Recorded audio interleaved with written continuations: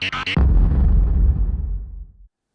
everybody, it's Will from Garage Built Athlete, and thanks for joining us for Season 2, Episode 2 of the Garage Built Athlete podcast. Today, Matt and I primarily talk about journaling, and this is off the back of me using the 6-minute diary gratitude journal. Matt really wanted to get an understanding of what it's all about, what I found are the benefits of it, and some more of the detail on how it works from day to day. As part of the discussion, we also touch on a few other topics, such as David Allen's Getting Things Done, the Andrew Huberman podcast on trauma journaling, building habits, which is a big theme throughout our podcasts and lots of our videos, fixing our busted old backs with the McGill Big Three, and the Baader Meinhof phenomenon. So yeah, a pretty big chat. If you're new to the channel and like what you see, please do subscribe.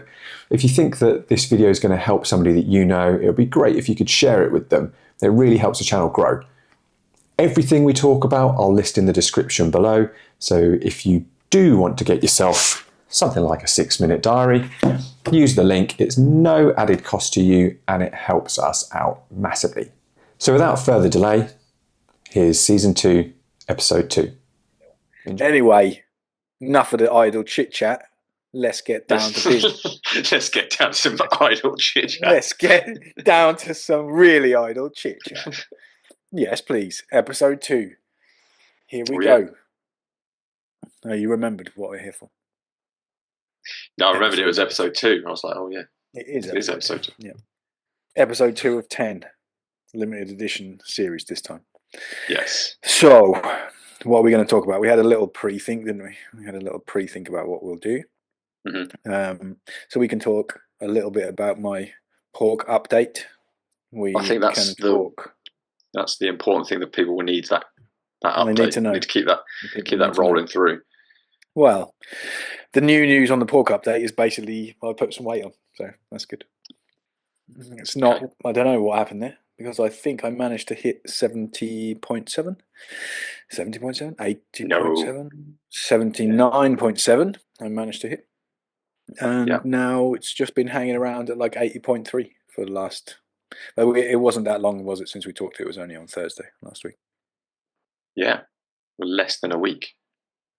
Less than a week back on it again. So this is the 5th day after that, isn't it? And I think it was 79.7 on the Sunday or something like that. So that hasn't really moved. I am still tracking everything. I did a bunch of training this morning, and I basically training every day. Basically, I haven't had a day off. Good.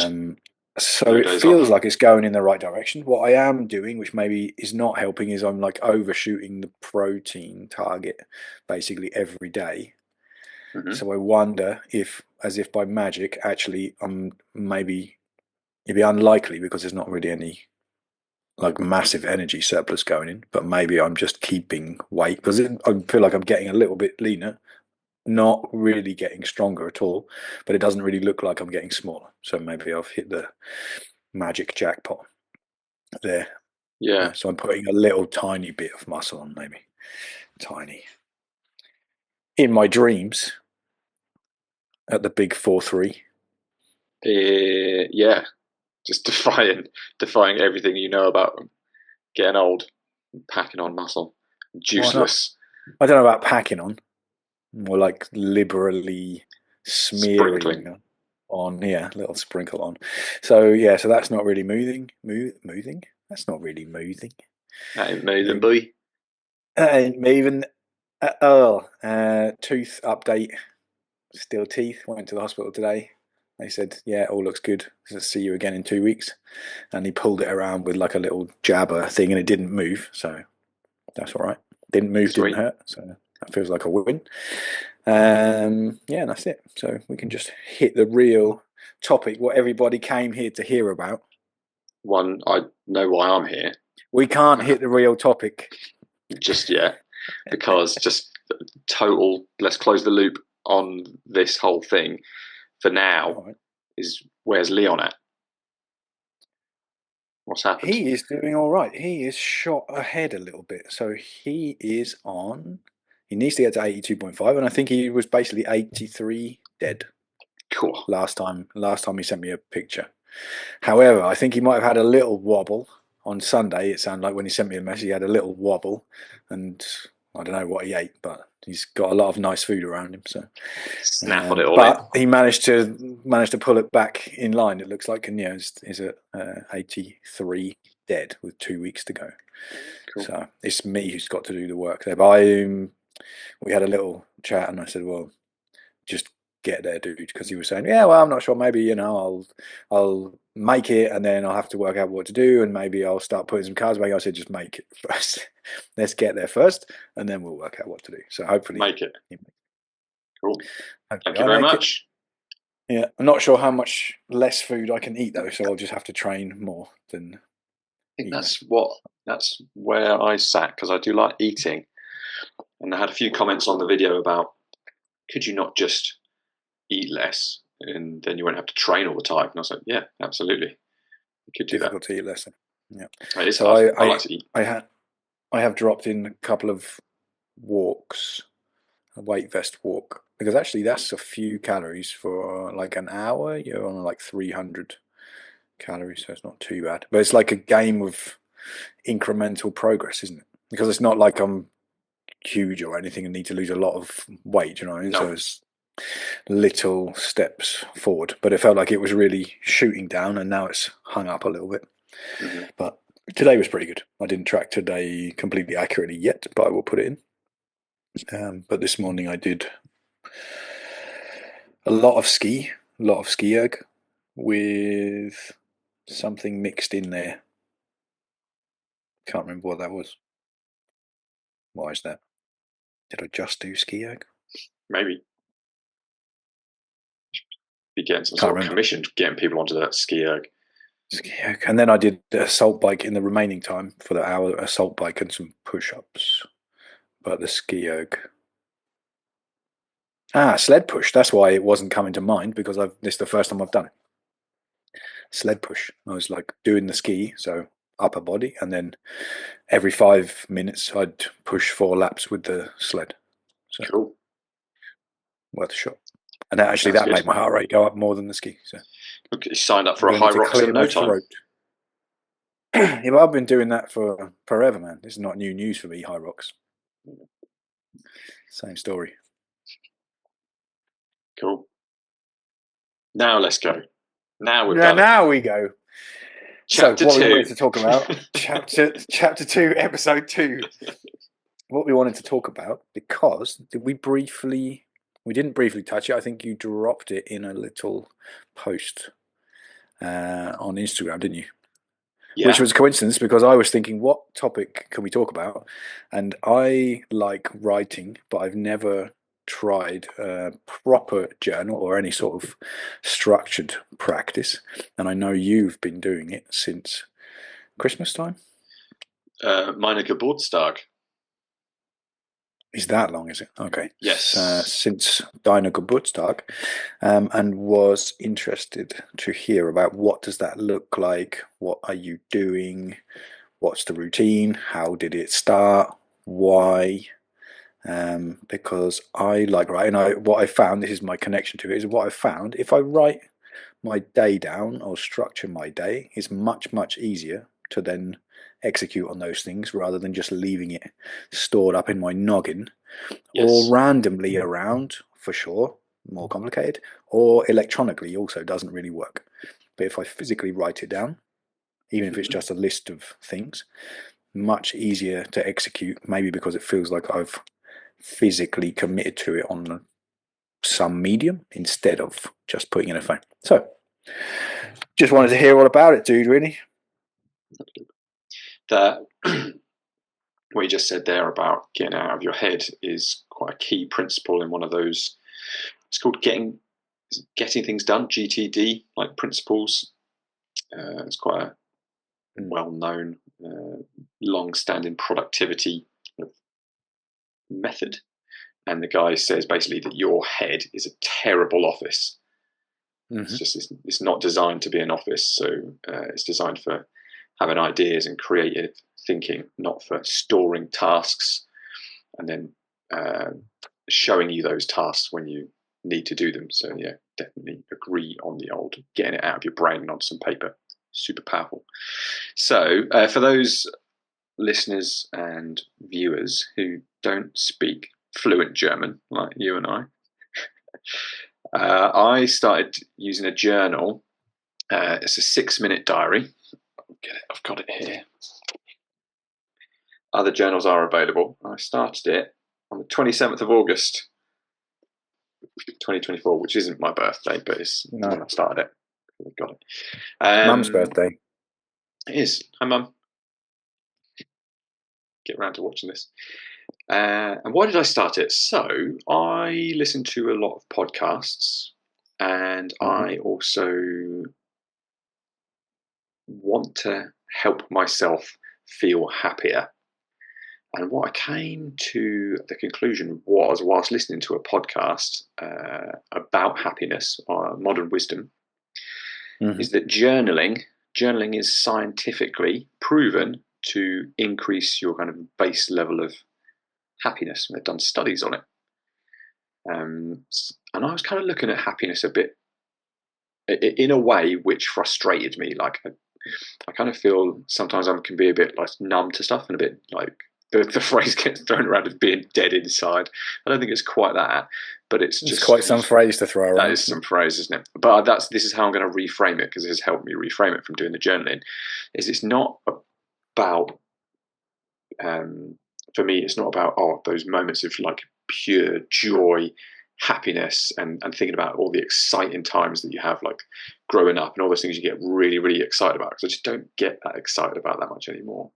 It's about being content. So I kind of replace that. Sometimes I feel just a little bit muted and quite level with I'm actually aiming for being content. And I think that's a pretty good way to feel. So from listening to these podcasts, the chap Chris Williamson very heavily promoted and recommended the 6-minute diary. So that's the one I got. But I did it a bit back to front, because when I sent Mum the link, thanks Mum, I sent her the one for like the follow-on version. So this one's called 6-minute diary pure.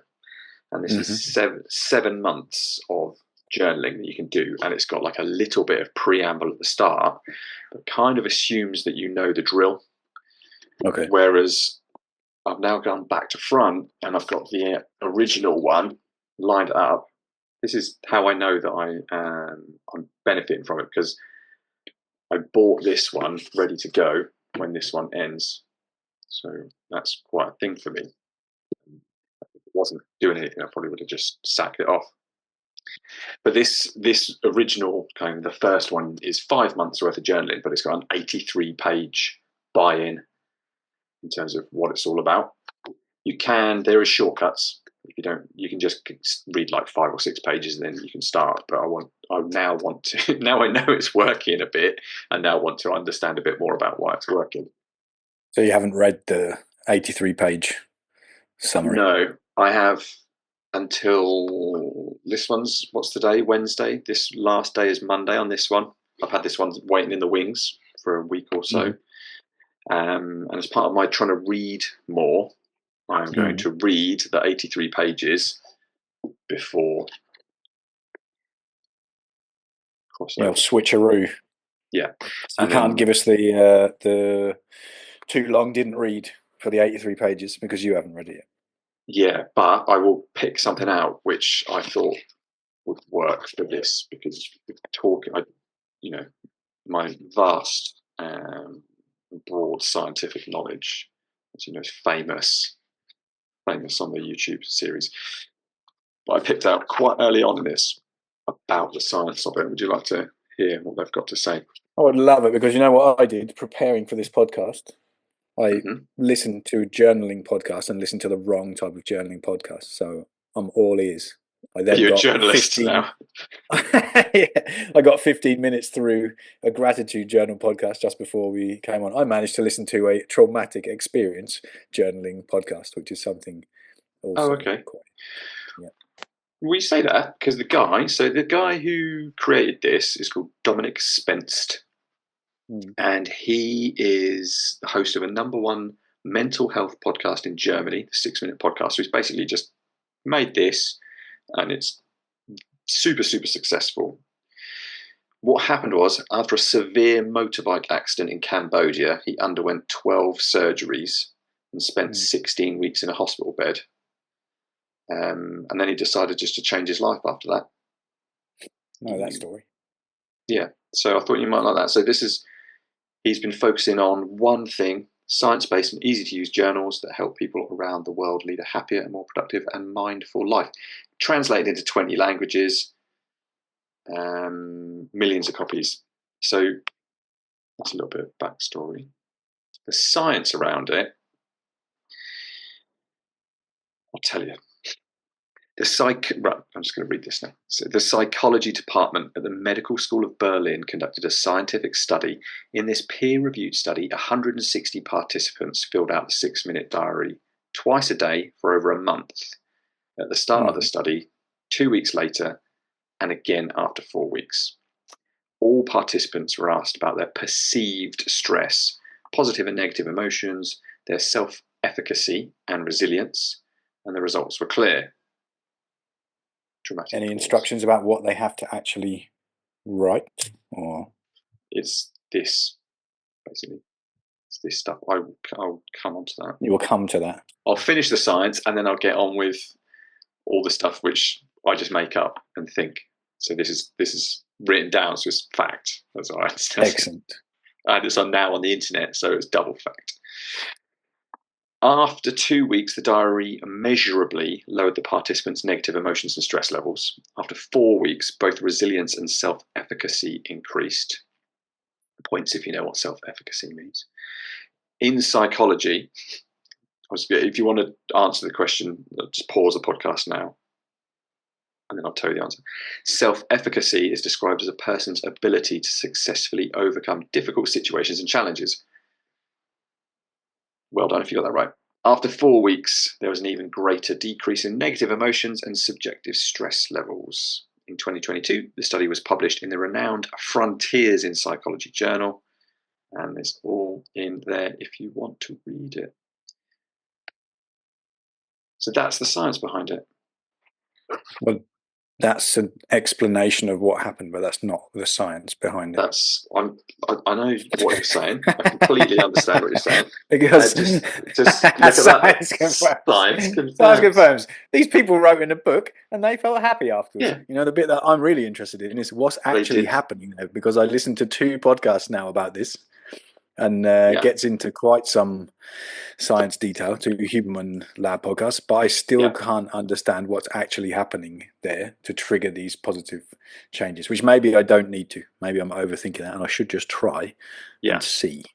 Yeah, I think that's the case. That's what I did, because it really doesn't matter. It's like the placebo effect as well, isn't it? The most powerful effect of any effect that we have, the placebo effect, if it works, it works. So let's not get too bogged down with it working.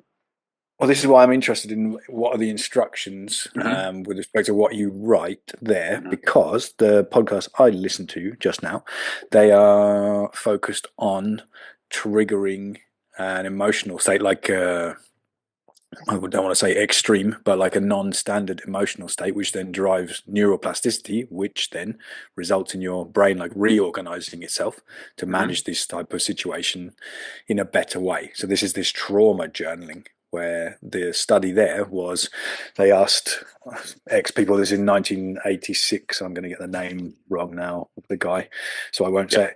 And they studied X number of people 4 consecutive days, writing about the most traumatic experience they've ever had for 15 to 30 minutes. No one would read it. They had to write non-stop, so they weren't allowed to stop. And then they had to do that, obviously, 4 days in a row. And what they noticed after that time was also the same thing. But this experience is connected to this emotional state driving a neuroplasticity change, because it's like experiencing it again. They had to write entirely factually. There were 3 criteria, right? It had to be all facts. They had to think about people connected to the situation or objects connected to it. And then I think the last one was about the emotions they felt about it. Yeah, and in the future, how it would also have an impact. So these were the things they had to write about. But it still doesn't really explain what actually happens in your brain to then make you deal with the situation better. It was about telling the truth. It was like the basis of it in the end. It was about telling the truth. And when you tell the truth, it makes your I think anterior cingulate cortex function in a different way, and this affects your prefrontal cortex, and then you can manage these situations better, like when you mentioned self-efficacy and so on, being able to use your prefrontal cortex in the right way to manage these complex situations and think through things more logically and manage your emotion and so on. So it's quite interesting, but a completely opposite approach, it sounds like, to these, if you want to call it gratitude journal. This is like the opposite extreme, but they also noted that they had positive increase in mood, and particularly with respect to those situations, it's like doing a self-therapy on yourself, which is quite interesting. Yeah. Cool. I think we'll probably have to save it for another day, that one, because I'll listen to it properly and actually understand what he was saying. But yeah, pretty interesting. Yeah, that's not what this is. Doesn't sound like it. Because actually, the really funny thing about it was Huberman said he was going to do it and he'd follow this protocol. And then he said, I followed protocol. I thought about 3 traumatic things that had happened to me and I ranked them 1, 2, 3. But I decided I didn't want to do the most traumatic thing. So I'm going to follow the protocol, but I'm going to use the second most traumatic thing and I'm going to do it once a week for a month instead of 4 days in a row and just see how it goes. It's like, so this is the scientist not following his own protocol. So, but yeah, hit me with your one. Yeah, so my one, I think the most useful part of all this is sitting down and asking yourself the question and having to really think about the answer. So it doesn't, in my experience, I'll just tell you about my experience. So my experience is it doesn't really matter what the answer is. It's just a case of spending the time thinking about the question. And in that, in itself, creates like a little bit of clarity or growth or perspective or reframing of the situation. So I wanted to feel better, for want of a better word, about multiple aspects of my life. I want to worry less. I want to be happier, less stressed, less anxious, all that kind of stuff. And what this does is, of a day, you spend 3 minutes in the morning and you would write down 3 things that you're grateful for. And this could be anything.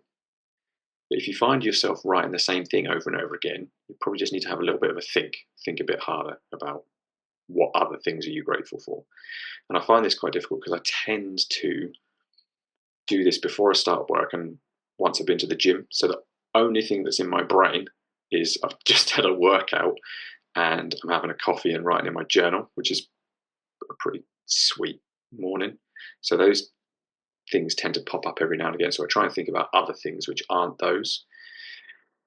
So I'm trying to think about different stuff, which then makes me remember good things or feel good about other things that aren't just going on day to day and kind of the drudgery of the Monday to Friday kind of stuff. The other part in the morning that you do, do you want some examples of things I'm grateful for? The first thing I was interested in was when you say spend time thinking about the question, where does the question come from? It's from the book. So the book has a question every day, does it? It's more of a statement. It's more of a, so it starts off, you've got in the morning, I'm grateful for, and then 1, 2, 3. Okay, but it's the same question every day then.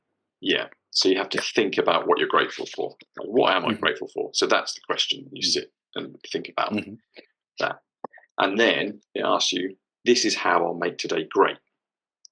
And in there you could think about how you want to be, like your input, your mindset, or you can think about stuff you want to do and why it's important to do that stuff. So there's only 5 lines to write on here. I'll take some photos. I'll put them up in the edit. I'll put it up in post. So yeah, this is how I'll make today great. And then the third section that you do in the morning is a positive affirmation. So it might be something like, I'm safe, I'm happy, all is well, something like that. Or I'm very strong. Or I'm an amazing human. Whatever you want to do in terms of the affirmation you write in there. There's generally a couple of things that I think about. It's things I think about that I could have done better, or things that I'm still progressing towards, things that I want to develop, and then I talk about myself as if I've done that stuff. So that's the person that I want to be. So I'm kind of linking in some of the James Clear habits, like if I want to be somebody who reads, I need to stop saying I'm not much of a reader. I don't like reading, and I need to say I am a reader, or I enjoy reading. So those are the kind of things that I'll just put down in there. You also get a little quote of the day. So let's see what quote of the day for today was. This one's from Benjamin Franklin. While we may not be able to control all that happens to us, we can control what happens inside us. A little bit of old chimp paradox peeping in there. So that kind of stuff. So that's the morning done. Thoughts? Yeah. Do you, because it sounds like you're really quite positive about it, and you've now about to start this second book, the first book in reverse. Did you track your mood or something from the beginning, or have you just noticed a big shift in how you feel, or has it readjusted your expectation? Because quite a nice quote is, happiness is the difference between expectation and reality. And I wonder where the shift is, if you feel more positive, or like you were saying at the start, you're content now, more content with what you have, and then in turn that makes you feel more positive. Yeah, that's the one. That's the if I was to describe it, I wouldn't say I'm so much happier. I would say no, I appreciate the stuff that I have, and can see like how that benefits me, and how I feel about everything in general is more positive because of that. So I think the brain is just, again, don't quote me on this, but I think we're just geared up to notice threats, danger, worries, all that kind of stuff. And we're geared up to ignore positives. So like if somebody pays you 10 compliments and gives you one criticism, all you focus on is the one criticism. So I just think that's just how we're wired as a species. So that's that. I didn't track anything, but the book enables you to do some weekly reflections as well. So I'll cover off the evening bit, and then I'll look at some of the like the regular stuff that you do as well. So the evening bit, first part is it's just meant to be like 3 minutes. So my good deed today. So I look at that as, what did I proactively do? Like, what did I make an effort to do for somebody else? That's what I like to think about with that one. Because a lot of the time when I'm listening to a lot of Modern Wisdom podcast, and he has very successful people coming onto his show talking about, people chasing, this and that, material things, wanting the next big thing, all that kind of stuff. And they all say the most rewarding thing they do is they do things for other people. So I tend to think about that as in, what have I done for somebody else today that I maybe wouldn't have done? Like, I had to think about actually doing it and make an effort to do it. So it's just things like, I made my daughter a giant cookie cake to celebrate her birthday. This was not on a birthday, this was another occasion. Like, I made some effort to do a nice thing for somebody else. So that's the first part of that, my good deed today. That one I really have to think about, and it's quite difficult unless I do it early on and I actively have to do it. I find it quite hard to reflect on that one. The following question is how I'll improve. So you have to look for something that you could have done better. I always think, well, I could have handled that better. Sometimes it revolves around physical stuff, like I could have eaten less crisps, or I could have tried harder in the workout. But often it's, again, interacting with other people. Like, I could have listened better, or actually I could have not shown my frustration at that point, or I could have waited a bit longer before I reacted. All those kind of things pop into my mind when I think about that. And the final part is great things I experienced today. So these often kind of intermingle with things I'm grateful for, but this is actual stuff that's happened. So rather than me just think, oh, I'm glad the internet exists because I can have a podcast and speak to my brother. Like, I'm grateful that the internet exists.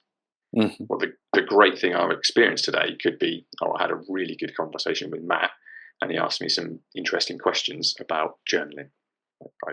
That was something great that I experienced. So that's the day, that's the evening side of things. That's been the trickier habit to get into. And what I find is I have to physically put the book and make it really, really easy to do this stuff. Like, in the morning before I go to the gym, I put the book out and I put the pen with the book, so that when I get back in, I can just go, there's my book, I'm going to sit and do it. In the evening, I have to take the book to the living room with the pen, put it next to me. Or if I don't do that, what I found even better is, before I even do any kind of evening wind down relaxation stuff, is I do the journal before that. Because the longer the evening goes on, I'm like, oh, I've got to do that journal. And that's been the hardest bit about doing that evening bit. Even when you're noticing this positive shift, this is a bit like this sort of layering that we talked about before. Yeah. You know, when you notice that when you're stacking the habits on top of each other and it's working positively, and then you let one fall off, like this, you've almost managed to get to your content baseline now, haven't you? And to keep it there, maybe you don't start continuing, or you don't continue to see these improvements, and that could make it more difficult to then sit down and do it, couldn't it? But, yeah, it's just fine tuning things. Really, it's like, if the thing's over there and I'm over here, it's one more thing I need to do before I could do it. So it was just really getting this habit. But I would say, I'm at the end of month 7, and that's probably just really clicked and really got into the evening bit and a really nice routine of it over the past 2 months. I'd say that was the trickiest bit to do. And do you put it on some sort of list of things to do, or are you trying to remember? Because you're getting out of your own way by putting it in the right place with the pen and everything. So you can't avoid it then, can you? You can't like go away from it. You're seeing it, but you have it on something else. I have a reminder pop up 9 o'clock at night, but I intend to beat the reminder. Okay, that's good, because I'm crap with reminders. Like, I have the reminder come up, but I just swipe it away again. If I write it down, different for me. If I write it down, because I can show you. I'll show you another time. I've got like a physical list, big whiteboard. Did you see it when you were here? Yeah, big whiteboard, and then I just go through and check the list off. Because what's super interesting is, it sounds like what was the guy's name? Spence has managed to combine. Dominik Spenst has managed to combine like multiple elements of these gratitude practice together. Because what I was listening to very briefly in this Huberman podcast was, the most effective way to do gratitude journaling is to receive thanks. So this is your first one, my good deed today, is in the process of doing the good deed. So one, you do something good for somebody else, and then you receive that thanks. I haven't got to the punchline yet of why this is good and how this reacts in the brain. How to improve is setting you up for positive emotion created by progress towards a worthwhile goal. This is also a thing, isn't it? It's also why you feel anxious when something goes wrong, because it's moving you away from a goal, or the situation is getting too complex for you to deal with. So super interesting. And then I guess great things I experienced today is then also trying to think positively about the day, isn't it? And this was connected to this previous one. Maybe it's about the truth element there. That if you can really be truthful about the great things you experienced today, this also has this positive effect. So it's like they've made a superpower gratitude journal practice there, all in one, and managed to do it in 6 minutes. Pretty cool. Man. And something that I listened to recently was around how like, you want to create, time seems to go faster the older that you get, because the novelty of things is gone. Well, and the percentage of your life, it gets shorter and shorter. Yeah, so you're living your life day to day, doing the same stuff you always have done, so you remember less of it. Like nothing stands out. So actually, when you go back and look back over, what did I do yesterday? What did I do last week? It's like you can't remember. But then, like when you were young and you had like an awesome summer holiday, probably remember that like that and have memories of that. So this, I think, creates little opportunities to remember the day and create a sense of time lasting a bit longer. That holds up. I think so. I think it's also similar to making the effort to take photos. Yeah. When you actually make the effort to take photos, the action of making the effort also somehow fixes it in your mind, doesn't it? There's probably some science behind that, but it's the same sort of thing, isn't it? Taking the time to write down the things that impacted you. There's something really strong for me about writing, because if I write the things down, I remember it. Like I don't learn very well from reading. From reading on a phone or reading electronically and so on, but from a book with notes, then I can really retain that information. And it's probably the same sort of process with writing down some things that happened or taking a picture or journaling and so on. Yeah. So that's the makeup of the day of it. Like I say, it's taking me longer to explain it than it does to actually do it. Then you have it broken down into weekly reflection. So when I said I'm not tracking like my mood, I suppose what I forgot was it actually asks you every week on a scale of 1 to 10, how happy was I last week and why? So you are tracking your mood. Well, I'm not. The book is. Do you look back? Do you look back and think, oh yeah, that was a 10, that was a 9? How do you judge your mood score? Is it a score? Did I make that up? Yeah. So from 1 to 10, no, I don't look back, but I believe, because from talking to a friend who I recommended this to, who then got it for Christmas and really gets on with it, says that you do a similar exercise as one of the things that ask you to do to go back and look over some of the stuff. So yeah, you score it, and it's whatever you want it to be, really. It doesn't make a difference what you score it, as long as you think about it and write down what happened. So I tend to put in there what dropped the score. So I don't write, because it's like 3 or 4 lines worth of stuff. So you've got, sorry, let me start from the top. Weekly reflection, wins of the week. So that you go for 3. That's when I look back over the week and go, actually, what did I put as great things I experienced today? What did I put as my good deed? What was I actually doing that I count as a win? So write those down. And then that helps me then form part of this. Okay, how happy was I? Because I then look back at how I'll improve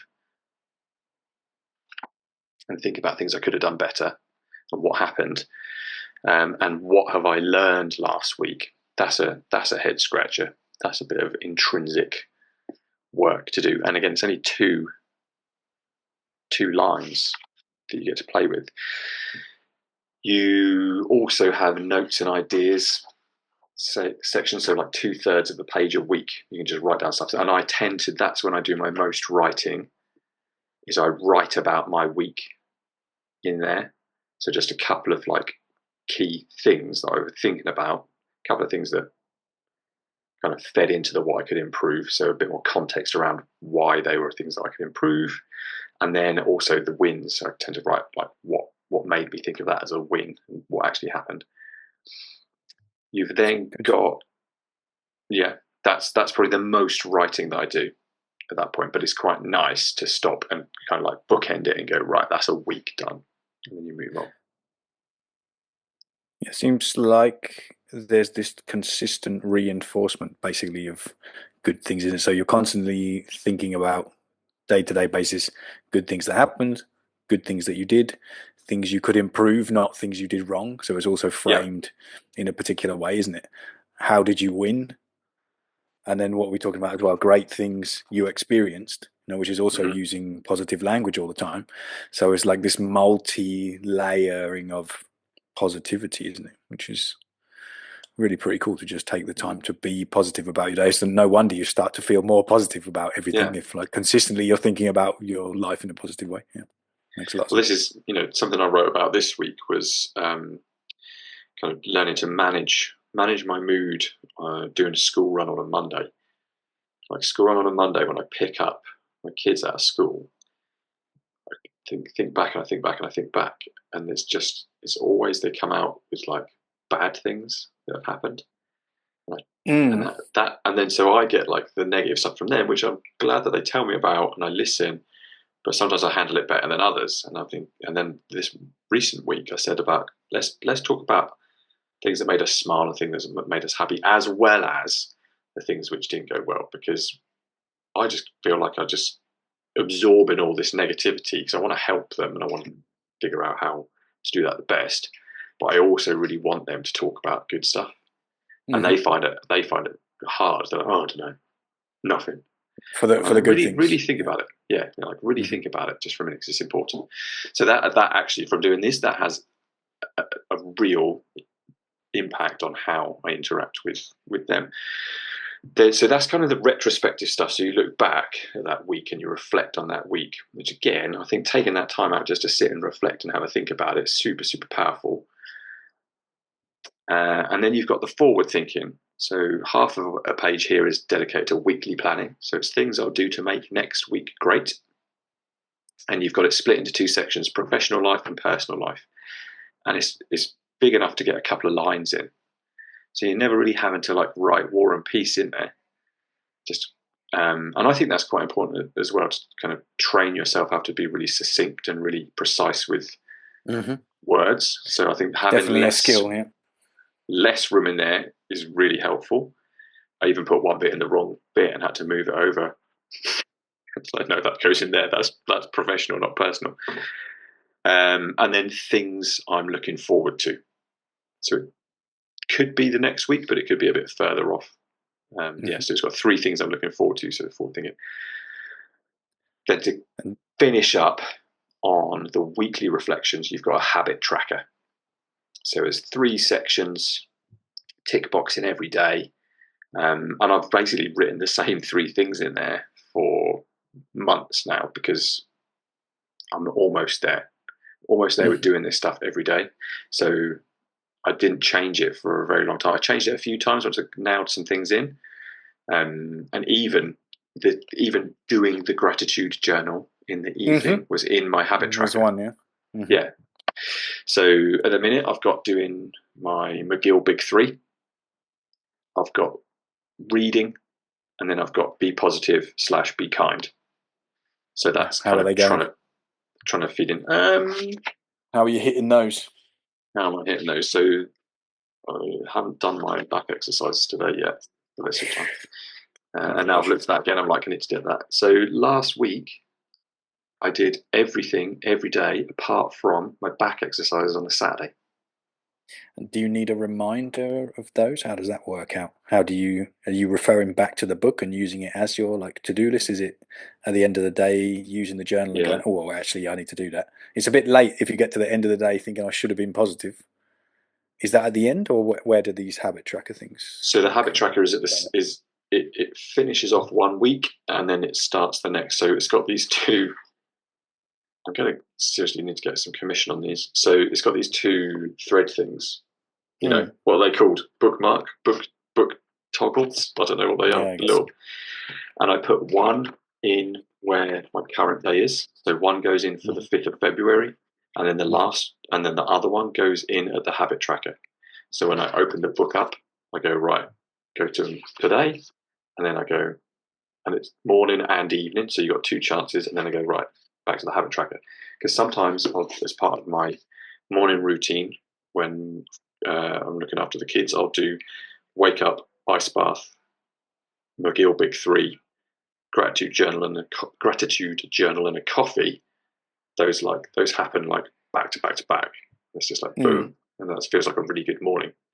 Whereas if I'm going to the gym at like 6:30 and then starting work, I haven't quite got the hang of getting the McGill Big 3 in and around that. But I have also got into, I'll read at the end of my work day. I just read a chapter at the end of my work day.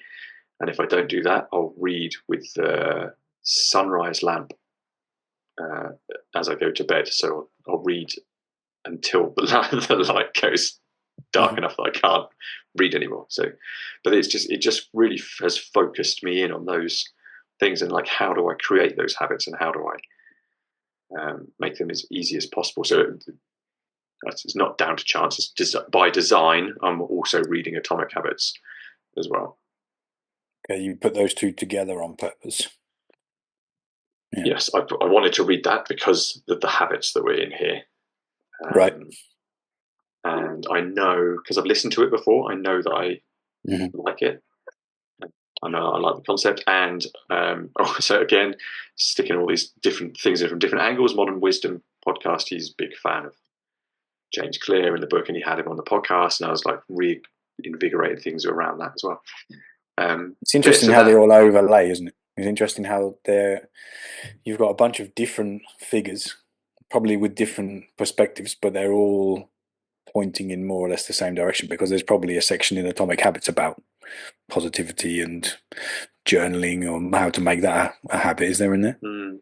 I just wonder if there's similar. I'm 2/3 through, so and my recall's terrible, so I only take away certain things. But I also think it's like, what's the thing where you start thinking about buying a new car, or you buy a new car, and then everywhere you see that same car? What's that? Yeah, I mean, this is knock and the door will open, isn't it? It's basically the things that you start to focus on. It's like, if you've got a goal or an aim, and your goal is to basically buy a new car, you start to just notice, like, your attention self-selects for that thing that's your goal, doesn't it? If it's a genuine goal. So you see those things all the time. Or if you start to get interested in, I know you see it when you're, as some example, I think people do it when they're like trying to get pregnant, and then everybody around is pregnant now, or people are getting married, and like everybody all of a sudden is getting married. Is you pay attention to the things that are important to you. It's a thing. It's called I had to Google it. Thanks, Google. Baader Meinhof phenomenon. That's what it's called. Because I again listened to it recently, so I'm thinking, I probably said to you before, like, oh, it's crazy, because like I hurt my back, and then the very same week I'm listening to Modern Wisdom, and then Stuart McGill is on the Modern Wisdom podcast. I'm like, oh, that's the really, algorithm, maybe. Really paying attention the algorithm to in it. Action. Yeah, but I'm listening to these from 2017 in order. It's like some cosmic alignment at that time happened with that, and it's that sort of thing that I'm trying to now purposefully do. Because had I not listened to that podcast, I don't think I would have got on to McGill Big Three as quickly and as with the same kind of enthusiasm. So I was like, oh yeah, I remember this guy. He knows his stuff. Oh yeah, that's really easy. Let me just look up exactly how to do that. Okay, yeah, let's go. I mean, that was also, interestingly, was what fixed my back like 3 years ago. Did we talk about that? There's a reason it works. Amazing, like insane progress for injured backs. So we have to talk about that another day. And how do you manage this? How to make the next week great? Are you referring back to that? Is that on one of your book belts? No, I haven't. Oh, so no, I don't really look back at that. It is on the belt. So on one side you've got habit tracker, notes and ideas, or flash up because it's my diary, and then you've got weekly reflections, personal, professional life, and then things you're looking forward to. So it is, it's on the grey toggle. But I don't tend to look back at that too much. I think for me that would be an important thing, or it tends to be an important thing for me in general. I'm not very good at starting something and then leaving it alone again. Like I would probably be writing something in there, and I've got it because, like, my board, like you were saying, that you left your habits in your journal for multiple, I don't know if it was weeks or months or something, but my board is basically the same board. Like I have to have a constant reminder of the things that I need to do every day. Otherwise it just doesn't land, basically. So I have the same thing written on the board, but as I go through the board every day, at some point, like you say, at some point it starts to become natural. Like I managed to do it with the food now, but I think it's also a focus topic, isn't it? Like if you can really focus and the thing is important to you, then it starts to stick. It starts to stick quite quickly. But if it's not, then you need to build that into a habit. Don't you? So like when you mentioned doing the journal at the end of the day or the reading, like I do Duolingo. So from my practicing German, I do that at lunchtime. Like it gets to 12-ish, 12:30, and then I'm doing Duolingo every day there. So that's like my little fixed slot for that. And that's working quite well. I have a little space for that. And then some reading in the evening. But also similar to you, sometimes I miss that and then I have to do that late. Yeah. That also works, to have a little space for those. The hardest bit that I've found about doing this is the 6 monthly questions. So that's not questions every 6 months. That's once a month. You have 6 questions. And they change. The questions change each month. And these ones, this is when I say it's like super important just to spend time with the question, because I get frustrated with these ones because they're just not questions that sit really well with me. It's not like, oh, what's your goal for the week? I'm going to do this, this, and that. That's how I kind of approach how are you going to make next week great, is I think about stuff that I have to do or want to do, and then I basically say, I'm going to make that as good as it can be. I'm going to try my best at that thing. So it might be a meeting at work, it might be an event or something, it might be even like a social engagement, something like that. It's like I'm going to put everything into that thing that I can to make it as good as I possibly can. So it's kind of a little bit foolproof in the fact that the stuff is probably going to happen anyway, but it's how I approach it. But what are these questions then that are complicated? They're not complicated. They're not complicated questions. They're just questions that I don't enjoy because it creates such like inward looking, and you kind of think, oh, this question feels just like awful and horrible question. So, for example, what are the 2 most beautiful thoughts you can possibly have right now? Which emotions come up when you go there mentally? And I'm like, I don't like these questions. I mean, it's also somehow infinite, no? How do you get to that answer? Yeah. Well, that's the thing. It's not the answer. It's just the answer doesn't matter. Yeah. Another example. What's this? I mean, I've got all sorts. If you had the guarantee that no one would judge you or make fun of you, what would you do? Visualize the situation and observe what you're feeling. It's an interesting question. Yeah, it is. And I write down like the way I started answering this question is this is a really difficult question. But I just needed to just find it really difficult. It's like because I don't think there's really anything that I want to do, like really want to do. I'm like, oh, I really want to do that I wouldn't do because I think people would judge me or make fun of me doing it. It's not like I want to be a stand-up comedian.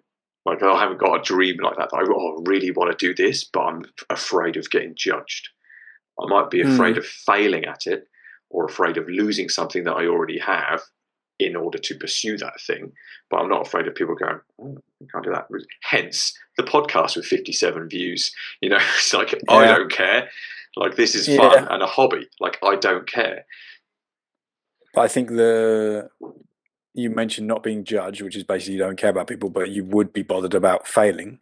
But if it's just you that sees you fail, this doesn't make any difference, does it? It's like the podcast. But if someone else sees you fail, this is also a judgment, isn't it? But that doesn't come into my brain. I think it's interesting, isn't it? What do I lose?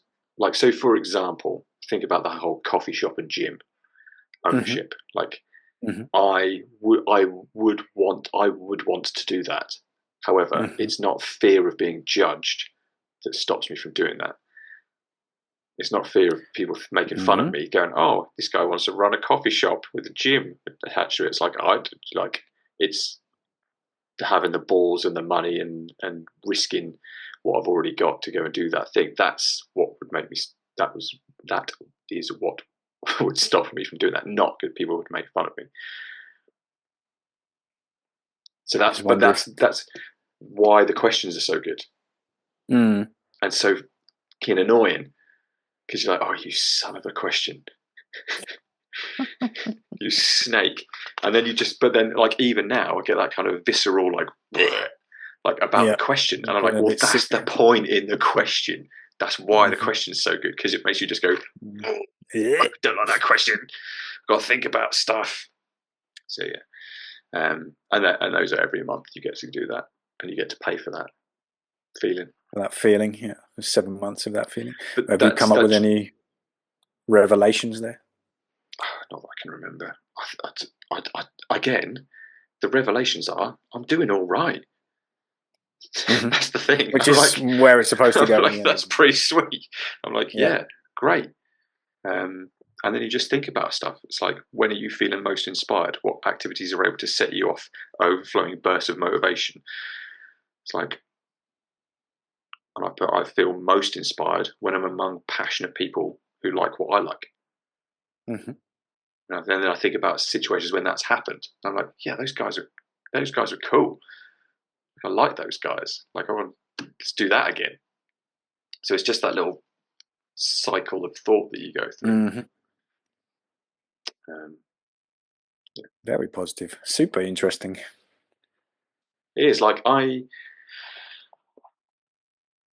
think I probably recommended it to like half a dozen people, and now another at least 4 people who will watch this. Yeah, 4 or 5 people. And what do you think stops people? Have you spoke to anybody and said, look, I really think you should do this? And they've said, oh, no, because 6 minutes, I think probably even I could find 6 minutes. Is it really 6 minutes? That's a good question. It doesn't sound like it takes 6 minutes. The thing of the day does, like that definitely, it's like if you really want to sit and have a think about it, it's 5 minutes. If you timed yourself, it's probably a minute and a half. There's the monthly questions and stuff. Yeah, because once you get into it, you know what's coming. So you get, rather than opening up the barrel, taking a look inside, getting everything out, and then scraping the barrel, you're like, right, let's get to the bottom of the barrel now and start scraping. But what stopped me from pursuing it with people, it's up to them. No, I'm just wondering, why would they not? Have you spoken to someone and said, oh, this is really great, because it sounds like it's really made a big impact, hasn't it? So why would you not just try? Do you know what I mean? Like, I'm trying today. I watched a video. It's super odd because we hadn't talked about it, and then you put that post up on GBA, and I think I'd sent you the message after you put that up to say, oh, can we talk about your journaling? Because I'd listened to a podcast by Ryan Holiday, the Daily Stoic guy, and he's talking about journaling and how they used to journal every day, and it's this super important practice, but there's no science behind that to explain why, and it's a different type of journaling to what you're doing, I think. And they're actually also interesting is that there are these 4 different types of journaling, which Huberman mentioned. So there's morning notes, which is basically just like getting everything out of your head to sort of clear your mind to start the day, which is what writers do. Then there's your gratitude journal, which you're doing. Then there is another one, biography. So just your stock. This is what happened today journal. Dear diary, yeah. Dear diary journal. And then there's this terror journal thing, which they're talking about in this study, which was the one where they basically got people to write this traumatic episode and then basically self-help themselves, which was also super effective. But this Stoic one, I didn't really get into the detail of it yet to understand what it is. So all I did this morning was just sit down and basically, almost like the morning notes one, just sit down and just write down whatever's coming into my mind. And I set the timer for 5 minutes because for some reason I had this 6 minute thing in my head, even though I couldn't remember that yours was 6 minutes. I thought, well, I'll just do something. I'll just start. I think it was in the Ryan Holiday one where he said basically like, just try, just do something. Like whatever it is, just try. Wrote it out. And actually was really nice because I think that process of writing also enables you to start structuring your thoughts better, doesn't it? You get it all down on the paper. I actually wrote down the process of writing makes me need to put my thoughts in a structure to actually put it onto the page.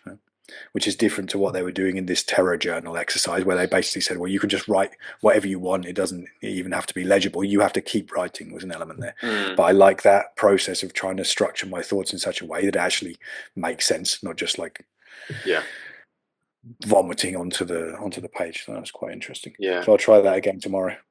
But that was why I was interested to see what was in yours, to see like, should I put some sort of structure in this, or just continue to just write for the time being and get into the habit of it, which I think there's also some value to doing that. Also worthwhile knowing, for me, it took a couple of months. Well, 7 months, you just said, basically. No, you've just got the hang of it now to get into the habit. Not from a habit point of view, from a, this I think this works. I think this is doing good. It's probably a couple of months. Well, that's some perseverance, isn't it?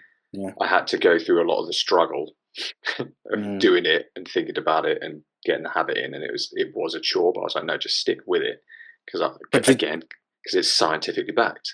Yeah, that's the thing. So you knew, didn't you? You knew that in the end there should be a path. I was just thinking the same thing, that if you don't know that there's going to be a result in the end. Like now I see this also when we talk about this sort of losing weight topic, now that I basically know how that works, I'm already thinking forwards to the next step, which I shouldn't, about how I'm going to put proper strength back on, because this is only the same process in reverse, isn't it? Instead of going crazy with food and adding it, then you go through the same process, add more calories, and then you're going to get stronger. And it's a bit like this, isn't it? Now you understand that there is a benefit there, like a studied benefit. If you hang on with it long enough, it's going to be okay. Like if you see somebody else as well and think, okay, well, that worked, then it reinforces that there should be at some point a positive benefit if you stick with it long enough, which I think otherwise you wouldn't just try, would you? Although I'm like drawn to writing for some reason. Like I always was into writing, and I have like you've seen all my notebooks now. I've just got like notebooks everywhere, notes and notes and notes. And for some reason, I like to get that onto paper. It feels a bit more. Well, it is permanent, I guess, isn't it? Until you destroy it. And in one of those holding a mirror up to myself, I was thinking about when you said to me, why would you like not just get more people to do it? So you should do this. I think it's really going to help you. I was given this as a gift, so I had zero outlay in terms of and again, frictionless for me to even get started. I didn't even have to order the thing. Didn't even have to, wait for it to turn up. It was given to me. It was something I asked for because I wanted to try it. So I think if you know somebody, and this is speaking to all the viewers and listeners, if you know somebody and you think, you know what, I think that would be really good, really help that person, then I'll pop a link in the description below, and you can just order it and send it to a friend. And how much is it? Started on it. 17 to 22, depending on if there's an offer on at the minute. So you know what I'm like with money. For me to actually spend my own money on the next must be very good, huh? Yeah, I've now properly invested my time with this one, and now my time and my money is going to this one, and there's not tons of stuff that I can say that's the case for. That is some solid recommendation in my book. I would never cash on it. Yeah, but I would never go, oh, you should do this, because you know how I feel about the whole should and the could. Like if I think, I tell people, and I have done recently, like my little advice monster comes out, and they'll be talking about similar sorts of stuff, and I'll say, oh, do you know what I found really useful? I found really, really useful is gratitude journal. I'll send you the link for it. You can have a look, and that's hand off. That's all right. They do anything? Yeah, they can go and have a look. They haven't even got to Google it. Haven't even got to remember what it is. I'll just ping them a link across and go have a look at that. That's what it is. Just sounds like there's no loss really. There's no disadvantage, is there? Unless you're just really uncomfortable doing it, but it's kind of the process of going through that uncomfortable phase is what makes it work, isn't it? Yeah. You have to kind of sit with that a little bit. You do. And that's where you get the growth. That's where that all happens. That's where all the magic happens. Yeah. So that's me. Good. That's me journaling. Nice, concise ramblings. What would be the summary? Hit me with the summary. I like it. It's a good summary. I think it's helped me. And I think, well, I know I'm going to carry on doing it for at least another 5 months. And I wasn't sure, like I said, I wasn't sure. A couple of months in, I was like, I don't know, man. Don't know. Because you haven't really done anything like this before, have you? It's not like, No. like for me, I could see me doing it because I'm just like constantly writing stuff down all the time. And it's a bit like the other day when you told me you started to read was a bit of a surprise because I remember having a lot of conversations with you and you saying, I don't read. I'm not a reader. I don't read. I can't read a book. And I was like, and it, you know, at the start I was thinking, well, that's a pretty crap excuse. But in the end I thought, well, that's up to you. If you don't want to read, then you don't read. Whatever. That's fine. No problem. You know what the thing was?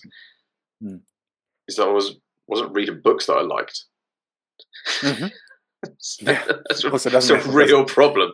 It's a real issue because I've read books like recently, like that Cal Newport Deep Work book. I struggled. But Atomic Habits, it's just like, yeah, easy read. Give me something easy to read that I like, and I'm now looking at that book over there, and I'm like, I'm going to get in bed and read that book soon. It's going to be sweet. As long as these next doors shut the hell up. Yeah, I reckon get on it, boy, on that note.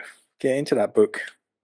Sounds good. I reckon next time we should talk about your morning routine and my morning routine and compare those two bad boys. That'll be interesting. Yeah. For me and you, and maybe for the other 3 out of 5 people who'll watch. Yeah. How are we going to tie this up? So I want to thank everybody for listening and watching and being part of podcast season 2. If you've got any questions or comments, drop them below. We've had some good interactions on some of the YouTube videos recently, which is awesome. And every comment that I get, I do read and I do reply to. So I appreciate y'all. Me too. Not as much, but I do. Yeah. So thanks for coming along. Catch you on episode 3. See ya. Ciao.